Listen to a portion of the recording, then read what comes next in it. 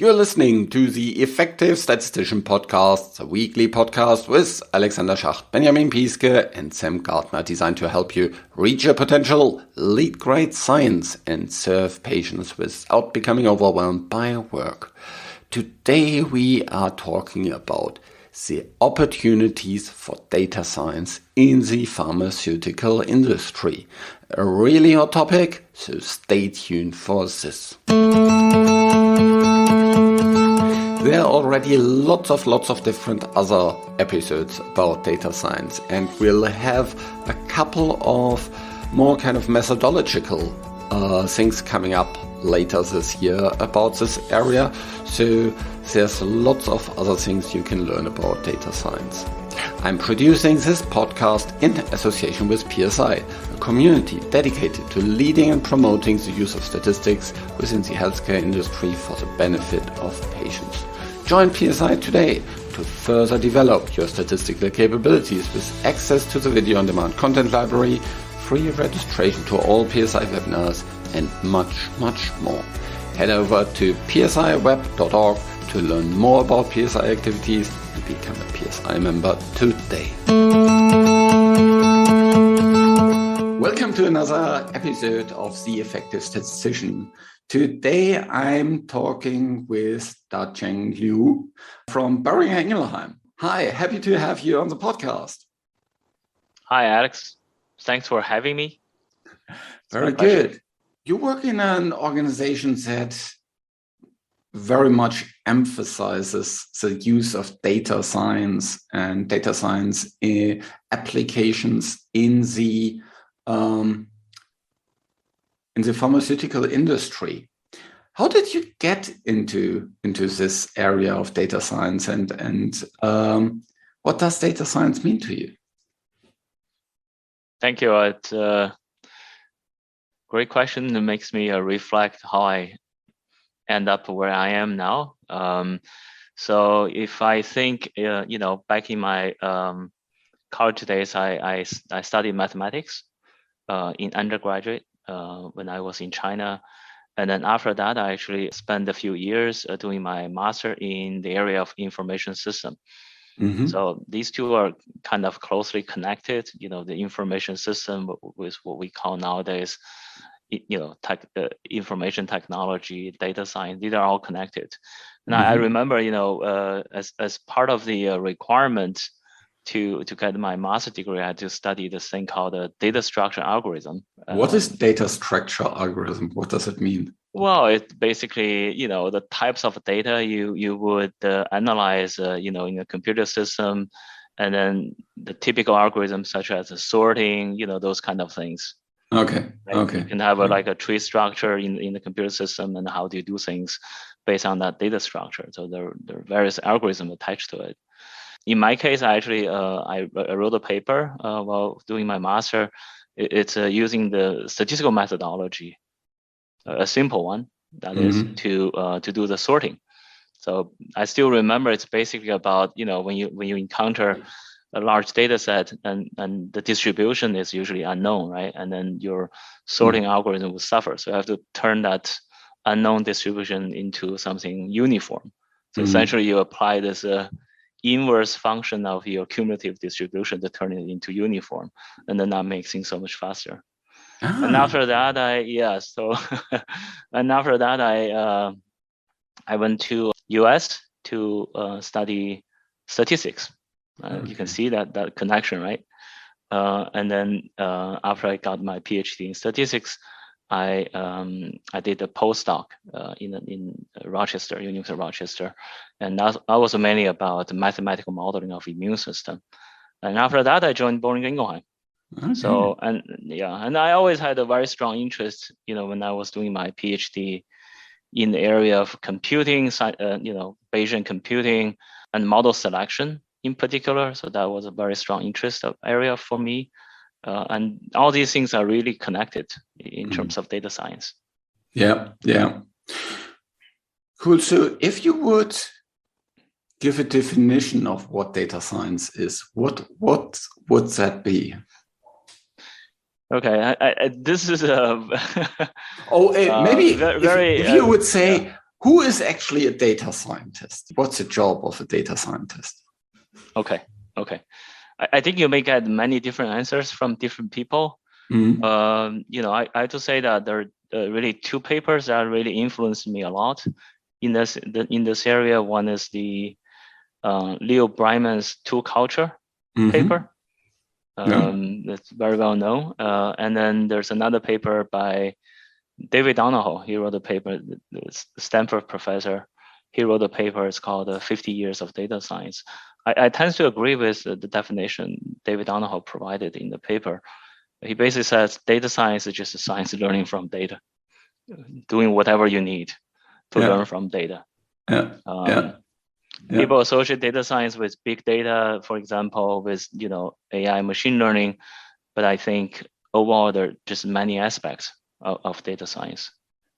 Yeah, I think there's lots of different aspects in data science. It starts with organizing your data, what some people call data management, but not data management in the way we think about clinical trial data management, but a much kind of broader view on how you organize all your data in your company and govern it and things like this. And then all the ways to up to the point where you get really information out of it and communicate this information. Yeah. Right. I mean, it's very broad, as you said. In Donald's paper, he also laid out various aspects. What you said about data manipulation, data exploration, visualizing the data, right? Finding some patterns, and then you try to build a model, you try to compute with the data, and finally, once you have something available, then you have to be able to interpret the data, right? In drug development, as you know, that we constantly discuss the results with our clinical development team, physicians, etc. So there's just many aspects to this. So if we have this very broad definition of data science, and pretty much everything is a data science method, like kind of computing a mean, doing a t-test, all these kind of different things are basically data science methods. If you would look beyond kind of, let's say, the typical things that we do, like mixed models and logistic regression and linear models, things like this, what would be, the more advanced typical data science methods that you see we are currently using? I think it's really difficult to kind of isolate a method from the kind of question you try to answer. So to me, it's always question first, and then how you can address a question using the data at hand. Some data may be simple. Let's say you have some univariate data; it's pretty simple. Sometimes you have high dimensional multivariate data, which can be complex. And you mentioned some of the typical methods we use in let's say in clinical research, right? Linear model, etc., logistic regression. So I think this goes back to, Leo Breiman's tool culture paper. And in drug development, I think historically, especially in clinical development, we really care about inference, right? At the end of the day, you want to say, okay, treatment A is better than treatment B. Yeah. You have a p-value less than 0.05 in the phase 3 study, so your drug is going to be sent for submission and get approved, right? So it's more about inference. While in Leo Breiman's paper, he mentioned this two ways of thinking things. One is around inference, the other is prediction. So generally speaking, in clinical trials, I think we do less of prediction than inference. So once you get into the complexity of prediction, where you try to link all kinds of data sources, that's where more complex methods are used. I wouldn't say they're more complex. Sometimes they're just less familiar for statisticians with the traditional training in the inference framework. So, it could be just a logistic regression where you have some kind of model selection and maybe some Yeah, right. You can turn logistic regression into a neural net called cross entropy, for example, right? Yeah. So prediction is one area, kind of prediction of, okay, people that will respond, people that, will get a side effect, or kind of these different questions. How about more these approaches where you have lots of, data and lots of, endpoints, and you need to, reduce the dimensionality? Where would you see as these kind of areas important? Where have you seen these more dimensional reduction problems be coming up? Yeah, I think we can think of, so let's take one step back. So let's think about a typical clinical trial, right? Phase 2 or phase 3, usually what we collect the baseline, it's really typically, demographic data, some baseline efficacy, some baseline values, and, in conjunction with, very strong entry criteria, right? If you think about our clinical trials, usually we apply, I don't know, a dozen, 20 entry criteria. Yeah. So the patient also tend to be rather homogeneous. Right? Yes. So in this rather homogeneous population, if you think about the feature space, right? When you want to apply machine learning or whatever, the feature space tend to be featureless. Yeah. So, we've done the exercise. We try to do some disease modeling using our combined clinical trial database, just based on baseline and some efficacy at baseline. And then it's usually pretty challenging to create a model out of such data set that can be reasonably predictive. So that's hard. So which means really we have to augment the typical data with some feature-rich data set, right? So in some early phase trials, you actually measure a lot of things like biomarker. Sometimes we measure the genes. So we measure all kinds of things, which you have a kind of feature-rich data to work with. Okay. However, it's when you have a richer feature-rich data set in early phase, the constraint is the amount of data you have. Right? Yeah, you think about typical. You have very few patients, but for these very few patients, quite a lot. Right. Yeah. Think about your typical phase 1 dose finding study, right? You have, a few cohorts, each cohort with 3, 5, 4, 5, 6 patients. Yeah. So you have a very small data set, yet it's feature rich. Yeah. In addition, the other challenge is, with early phase trials, is tend to be short term, right? So you only, follow patients for maybe a couple of months, and that's it. And sometimes what you really care about is this long-term endpoints. So there's a huge issue, I think, in terms of how to utilize early phase data, and how do you really translate that into something that's predictive into the future. So just going back to the question, I think maybe one of the possibilities is somehow we have to augment the data with early phase data. So let's say we augment it with real world data. That might be one possibility. So if you speak here about real world data, is that more kind of, for example, data that is collected through wearables or things like that?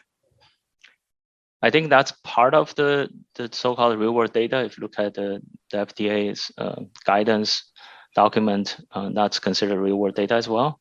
What I was thinking about was along the line of the typical electronic health record, just reimbursement data, those kind of data. I think now the benefit of these data is you can have a long-term follow-up, of certain patients. And in addition, nowadays there's a possibility of integrating, let's say, lab data, where you can get something that's really comparable to a actual clinical trial. In addition, there's a huge volume, right? There's a lot of patients. However, there are also Yeah. many issues with real world data. Yes, it's really interesting for certain areas, for certain disease areas. The amount of data that you can capture increases dramatically. So if you think about, for example, diabetes, where you have ongoing blood glucose measurements, and so you basically have, over a day you get thousands of measurements, and or you have maybe you're interested more in kind of movement and movement disorders, and you would measure these kind of things with wearables, or these kind of topics. It's Yes, I think that's another aspect that what you're talking about is things related to digital endpoints, right? As you mentioned, this continuous glucose monitoring, where you can actually measure the data on a continuous basis. So you actually get this kind of high frequency data, so to speak. And certainly you have missing data issues, yet the hope is by augmenting the frequency, somehow you can boost the signal, right? That's the hope. I think sometimes it depends on the kind of indication you study. In some indications, I think this high frequency measurement can be beneficial. Okay. In some situations where, you also have to wait for a while to see any kind of benefits that's going to show up. I think, for example, in the area of atopic dermatitis, right? I think there are companies which are really measuring the nighttime scratching behavior of patients. The patient gets itchy at night. Certainly, if you have a device that can really capture that, that's beneficial. It's much better than a PRO instrument where you ask the patient to recall how was your sleep 2 weeks ago. Or questionnaires that you need to fill in every morning, things like that. Exactly. And there you have this variability issue, right, with the PRO, and you have the issue with what is your MCID, by the way. What is your clinically meaningful difference? So there are all kinds of subjectivity and variability attached to the typical PRO instruments. So, but if you can substitute that with something can be objectively measured, then that's much better. That's really interesting. The other part is, if I think about dermatology indications, it's kind of imaging data. If you can actually, instead of measuring, for example, psoriasis via a questionnaire, basically, that the physician fills in or the patient fills in, you could take pictures of the plaques. That would be also completely different. I'm sure there's other disease indications where measurement and imaging data is even more important and gets more and more used. Yeah, I think so. I think if we look outside the healthcare environment, just look at generally speaking, in computer vision and machine learning in that space, I think we have seen really rapid development in the area of computer vision, right? In terms of imaging analysis, we're doing so much better with our cell phone, with those portable devices. In terms of disease diagnosis, there are papers, publications on major journals, and to show that a computer-based system actually can already meet or even beat experts' assessment. So I think that there's definitely a lot in that area. Even I mean, within my company, my group, was it last year, we had a company-wide competition by using baseline image of patients with this IPF. It's called idiopathic pulmonary fibrosis. We actually try to use the image or the MRI scan of those patients to predict the disease progression. So again, if we go back to what we discussed, we try to really augment the baseline data with something that's really feature rich. Yeah. Yeah, I think that is really a interesting topic. If you have these image data at baseline, that both in terms of predicting who will respond, as well as also narrowing down kind of what are real cases in terms of the diagnosis. In some areas, there's a lot of potential for misdiagnosis, and if you can, get rid of these patients that actually don't have the disease but just looks a little bit like the disease, that surely improves quite a lot. Right. Yeah. The efficacy. Yeah. Exactly. So imaging data, I mean, one major benefit is non-invasive, right? So let's say if we are studying NASH, right? The liver disease, then, the typical way of doing that is you have to do biopsy, which is not really pleasant for anybody. So nope. And quite intensive, it's quite invasive. Invasive, right? So if there's a way that you can somehow leverage the power of image, right, to create some kind of validated endpoint to substitute or to become even a surrogate of biopsy endpoint, that would be a major benefit to the patients. Yeah. It would be a major benefit to research overall, because you can do things much faster. It's much easier from a safety perspective. You can absolutely. I think Pfizer has a group. I think they are doing some kind of study in that direction in NASH. Yeah. That's really interesting. What other areas are there where kind of these machine learning and more advanced technologies can help you to better make sense of the data? I think there are a couple of things. One is, as we said, there may be a scientific question we need to answer. Mm-hmm. That's one thing. The other thing is rather, from the operational perspective, we can introduce certain methods to improve the quality. We can introduce methods that can kind of automate things. Mm-hmm. There's another possibility. I think we've been talking about mainly around scientific endpoints, disease, those kind of topics. But if you think about even running clinical trials, right, other ways to improve patient recruitment, right? Yeah. That's one possibility. Is there a way that we can assess our entry criteria? So maybe based on the data, we can say, okay, this criteria we can relax, and we may not need all 20 or 30 or 40 inclusion criteria. We can boil down to 20 or 15, so that we can broaden the patient basis. There was actually an article this year written by I think a Stanford group on Nature on this topic about how to assess entry criteria for oncology patient recruitment. And that's pretty interesting. Duty Roy in my group, and then she talked about the AI cure, right? I had her on the podcast. Right. That is cool.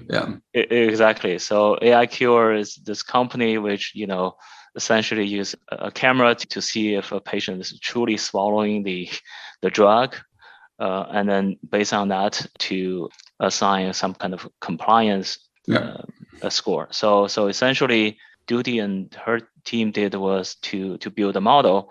So then based on the AI Cure data, you can say, okay, if I look at the data from this patient from past 4 weeks or 3 weeks or 2 weeks, we see a trend that this patient may not be compliant, then maybe there's the opportunity to inform the physician or the site, then they can introduce intervention to help the patient with compliance.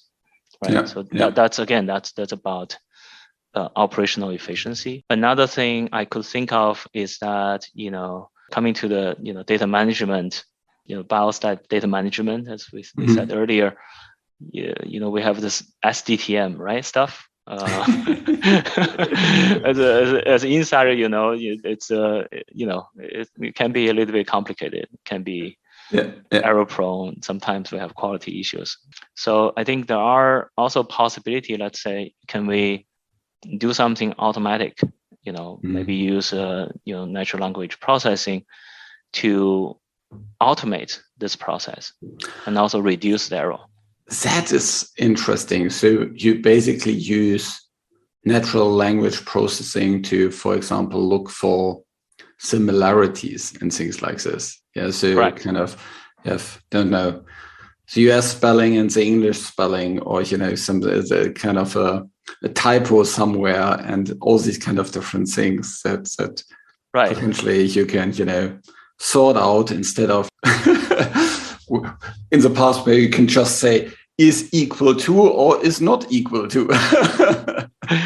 Right. You can even look up a sky and say, okay, can I have an NLP that helps the machine to understand the protocol?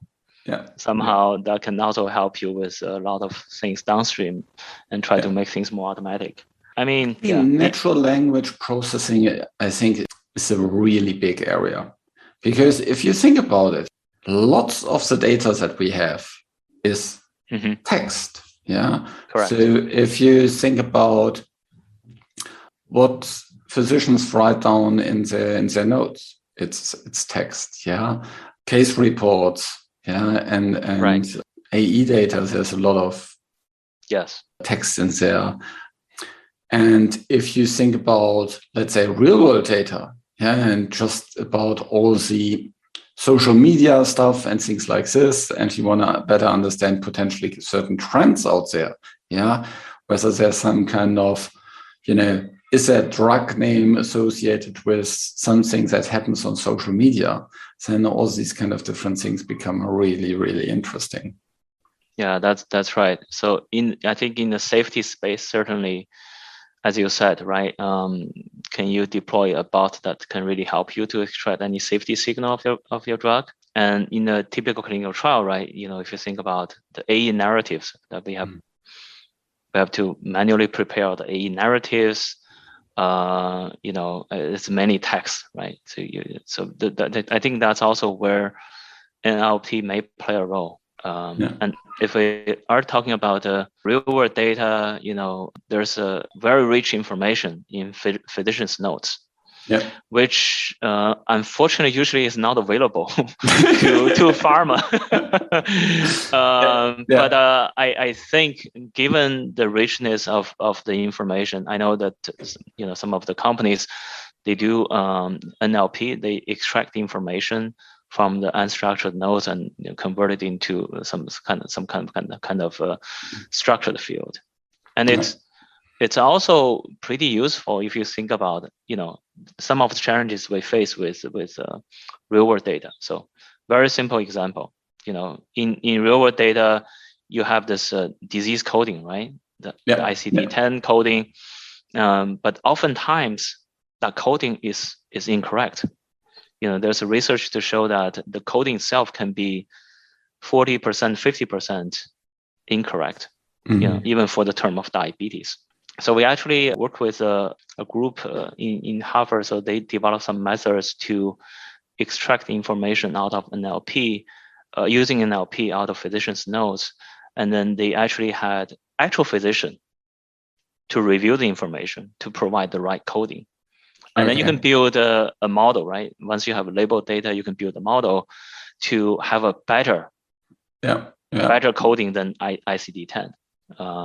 Interesting. Yeah. So even in my team, so we were running this clinical trial in the patients with borderline personality disorder, BOPD, which is also challenging for us if you just use ICD code.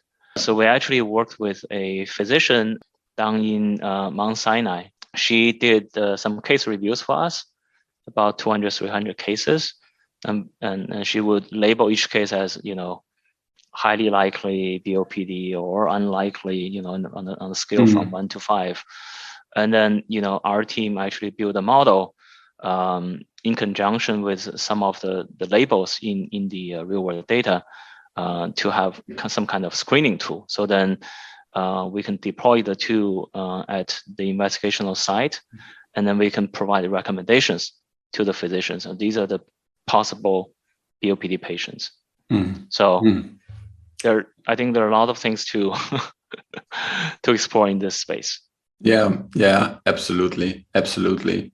So there's a couple of areas that I'm sure we in the past were not really able to leverage, or maybe just in a descriptive way or in listings, that Right. maybe in the future will be much, much more easier to tackle.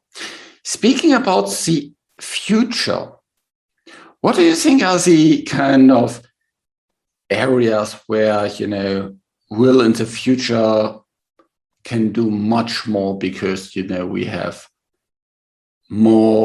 better data, more data, and more advanced methodology to solve questions? Okay. I know we all don't have a crystal ball, but based on the trends that you currently see, what would be your kind of predictions, your gut feelings? Okay. Yes. I mean, if we go beyond clinical development, if you look at the drug discovery as a whole, then I think there has been a lot of movement in the area of drug discovery. We all know this DeepMind's AlphaFold, right? That which can really predict the protein structure based on the sequence, the amino acid. So I think in that space, in the drug discovery space, AI is going to play really a more and more important role. Now, going into clinical drug development, I think at the moment we are still kind of constrained with the challenges I mentioned earlier, right? For some large studies, we don't necessarily have those feature-rich data, and B, for some early phase, studies, we have some feature-rich data, but then you have the data size too small. And there's another part, if you identify some signal, right? Let's say you have a first-in-class drug. In early phase, you have some signal out of some biomarkers, but then you need to validate it, right? So by validation, you have to run another study. Usually, that means, and we all know how expensive, how time-consuming it is to generate another piece of data.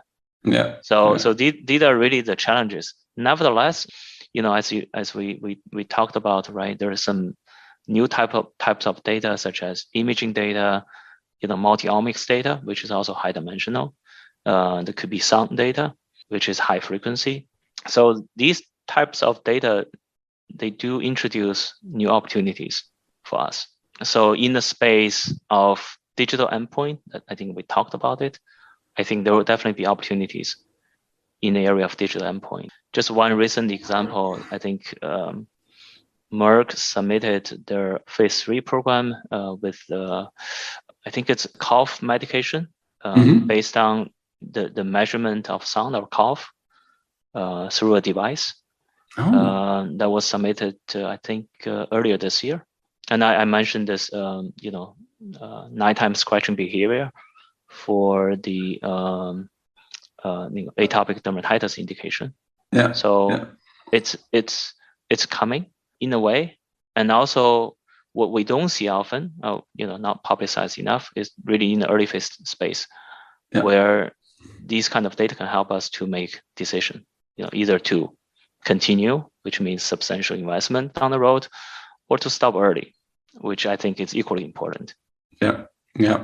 I think the biggest gains probably will be before phase 2, or maybe leading up to phase 2, and after phase 3. Because after phase 3, you have also, you can collect much more data in the field. You have, I'm pretty sure in the future we will have much more data collected by patients, when they actually take these medications. And that says some companies will use these data to help the patients, stay on treatment, optimize dose, manage side effects, whatever, all kind of different things. And even, maybe alert relatives in case of anything is happening. So I think there's a lot of things we can think about that will happen in the future in this space. Because, well, just think about what we are already measuring in terms of devices on our body. And I think that it will only increase over the years. because there's a lot of symptoms or a lot of diseases we can avoid if we detect them early, or we can better treat them if we detect them early. And I'm pretty sure there will be, in a couple of years, don't know when, we'll probably have lots of monitors for typical things on our body, I would guess. Yeah, I agree. Just think about, all the functionalities of your Apple Watch, right? Yeah. All the cardiovascular topics. Yeah, I'm pretty sure is very easy. There's lots of things that are rather easy to measure. Yes, which will be important. Absolutely. Yeah. And right, and just tack on what you just said about post-approval data collection, right? So if you have access to real world data post-approval, and there you also have the opportunity, as you said, to provide some kind of individualized treatment solution, right?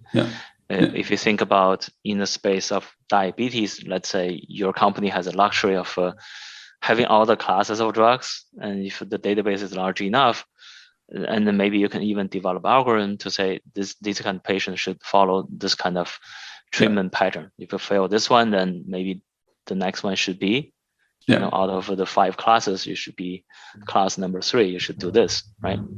Yeah, I think these high cost chronic diseases will probably be the first ones, and diabetes is very much at the forefront of that. Yeah, that's right. Completely agree. Yeah. Awesome. We touched on a lot of different things, starting from kind of what data science is, how we can describe it, and going into a couple of different examples and use cases of data science, up to where we might be in a couple of years or a couple of decades. And things that just tells us that we need to be on top of what's happening here.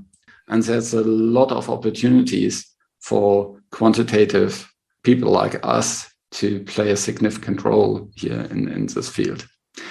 Any kind of key takeaways that you would like the listener to leave this episode with? Okay, I think, really coming from the clinical development perspective, I think we will not get less data. The data will become more and more.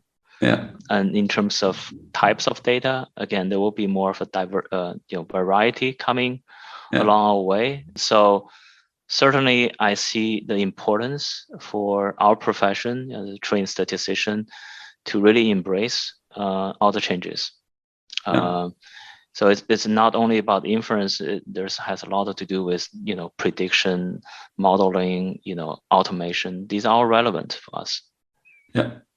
So completely agree. And as you said, there's a lot of areas beyond the purely medical data where we can play our role. Steve Pike had that mentioned in an episode some time ago, that there's lots of opportunities for us there as well. Right. Thanks so much. That was awesome to have you. And thank you. Keep in touch.